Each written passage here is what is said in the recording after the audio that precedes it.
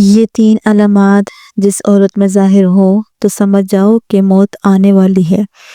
حضرت علی رضی اللہ تعالیٰ عنہ نے فرمایا، جب عورت میں یہ 3 علامات ظاہر ہو جائیں تو سمجھ جانا چاہیے کہ اس کی موت قریب آ چکی ہے اور چند دن کے اندر وہ عورت مرنے والی ہے۔ بسم اللہ الرحمن الرحیم۔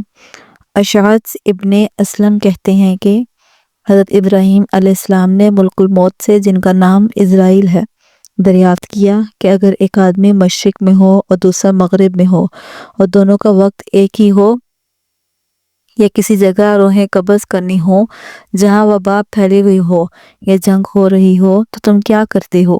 انہوں نے کہا، اللہ کے حکم سے روحوں کو بلاتا ہوں اور میری انگلیوں کے درمیان سما جاتی ہیں تو میں انہیں قبض کر لیتا ہوں۔ ایک روایت یہ بھی ہے کہ پوری زمین ملک الموت کے لیے ایک پلیٹ کی طرح ہے، وہ جسے چاہتا ہے اس میں سے لے لیتا ہے۔ وہب ابن منبع کہتے ہیں کہ ایک بادشاہ نے کسی جگہ جانے کا ارادہ کیا، پہننے کے لیے بہترین لباس منگوایا، سواری کے لیے بہترین سواری منگوائی، اس پر سوار ہو کر بڑی شان و شوکت اور متکبرانہ انداز سے نکلا کہ اس کے نزدیک کسی آدمی کی کوئی اہمیت نہ تھی۔ اسی دوران اس کے پاس ایک بدحال اور پراگندہ بال شخص آیا اور اسے سلام کیا، لیکن بادشاہ نے اپنے غرور و تکبر کی وجہ سے اس کے سلام کا جواب نہ دیا۔ اس شخص نے اس کے گھوڑے کی لگام پکڑ لی۔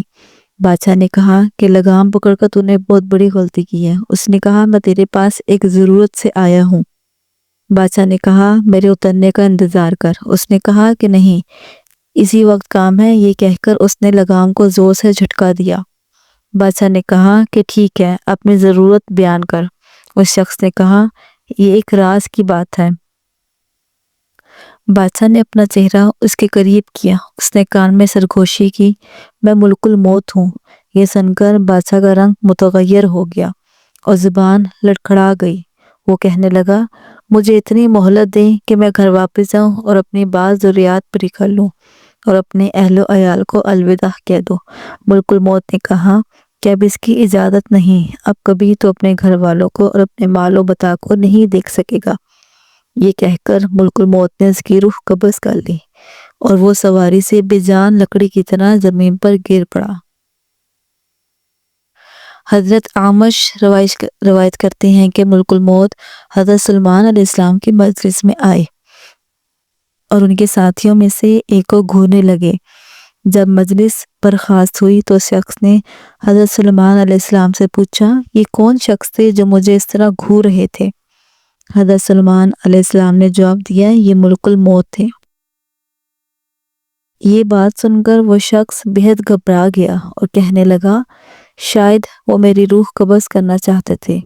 حضرت سلمان نے اسے دریافت کیا، تم کیا چاہتے ہو؟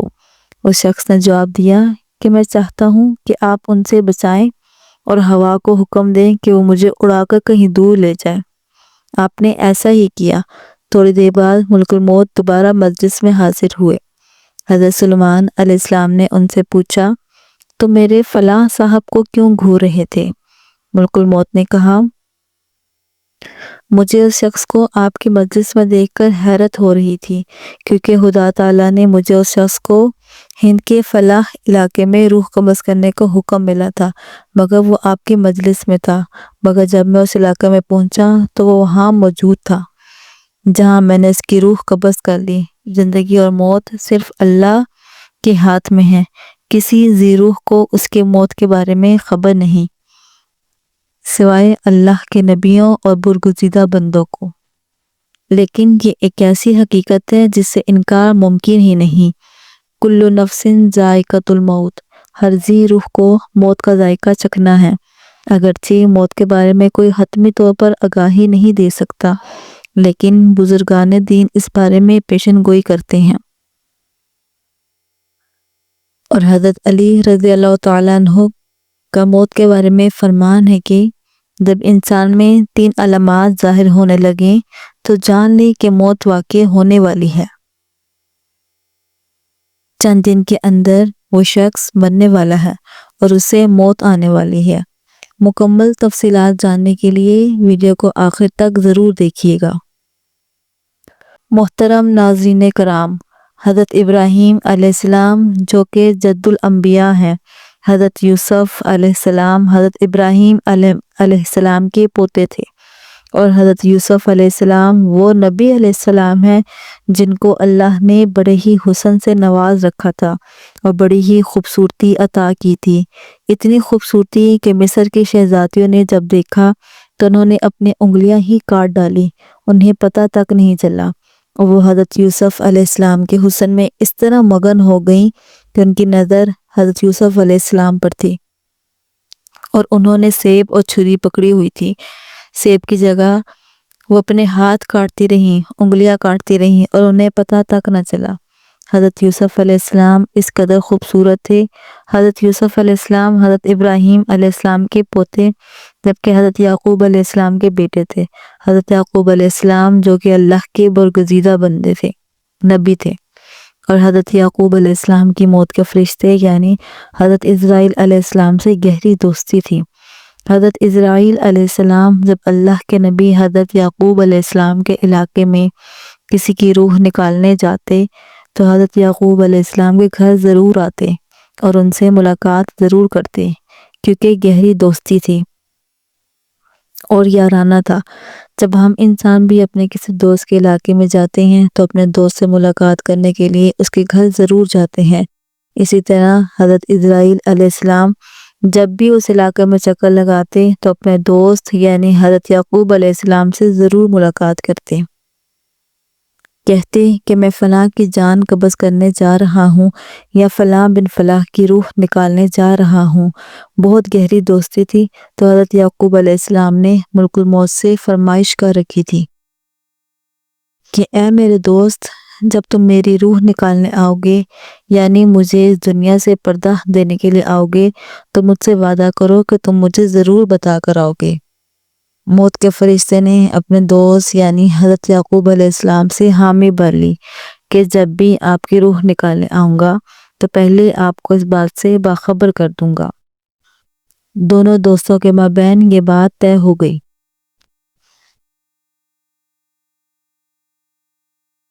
حضرت یعقوب علیہ السلام کی زندگی کے دن گزرتے گئے، چلنے پھرنے کی سکت ختم ہو گئی، کھانے پینے کی لذت ختم ہو گئی، یعنی زبان کا ذائقہ ختم ہو گیا، اللہ کے نبی کی کمر ٹیڑھی ہو گئی اور آپ جھک گئے، رزق کا جو دانہ پانی تھا وہ بھی ختم ہو گیا اور موت کا وقت قریب آ گیا۔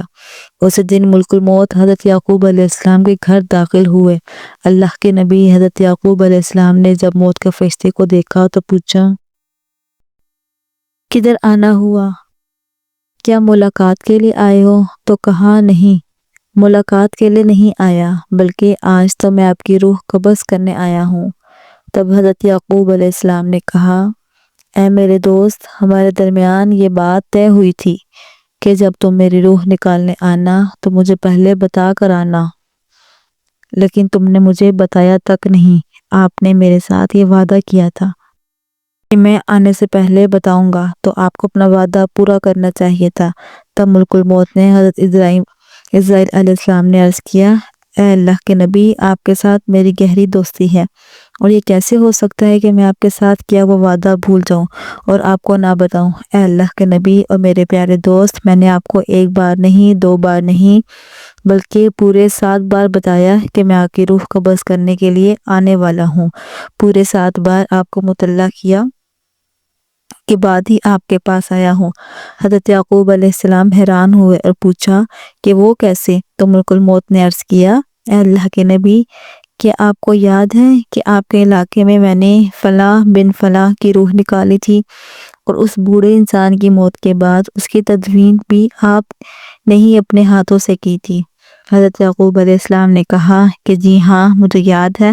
تو ملک الموت نے مزید کہا کہ آپ ہی کے علاقے میں نے فلاں بن فلاں ایک بچے کی روح بھی نکالی تھی، کیا آپ کو اس کے بارے میں بھی یاد ہے؟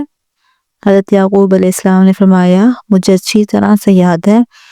تب موت کے فرشتے نے کہا، اے نبی، میں صرف ان کی روح قبض کرنے ہی نہیں آتا تھا، بلکہ آپ کو بار بار بتانے بھی آتا تھا کہ آج ان کی باری ہے، کل آپ بھی تیار ہو جائیں۔ آج اس بوڑھے کی باری، آج اس بچے کی باری اور آج اس نوجوان کی باری ہے، تو کل آپ کی بھی باری آنے والی ہے۔ اے اللہ کے نبی، میں آپ کو ایک بار نہیں بلکہ 7 بار بتا چکا ہوں۔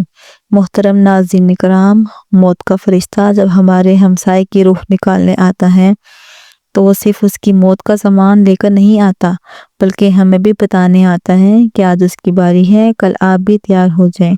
تو اس سے ثابت ہوتا ہے کہ جب محلے میں موت کا فرشتہ آ جائے اور کسی کی روح نکال کے لے جائے تو اس محلے کے باقی رہنے والے بھی تیار ہو جائیں کہ آج اگر میرا یہ گہرا دوست، ہمسایہ یا رشتہ دار مر گیا، یا آج میرا بھائی چلا گیا، میرا باپ اس دنیا سے چلا گیا، میری ماں چلی گئی، یا کوئی بھی جا سکتا ہے، تو صرف وہی نہیں گیا بلکہ کل اس کے پیچھے میں بھی جانے والا ہوں۔ ناظرین کرام، یہ زندگی کے لمحات ہم سب زندہ لوگوں کے لیے غنیمت ہیں، اس لیے ان لمحات کو غنیمت جانو اور ضائع نہ کرو، برباد مت کرو۔ برف کی طرح یہ زندگی پگھلتی جا رہی ہے۔ ایک شخص کسی بازار سے گزرا تو اس نے دیکھا کہ ایک شخص برف بیچ رہا ہے، رو رو کے کہہ رہا ہے، اے دنیا والو، میری برف پگھلتی جا رہی ہے، اسے مجھ سے خرید لو۔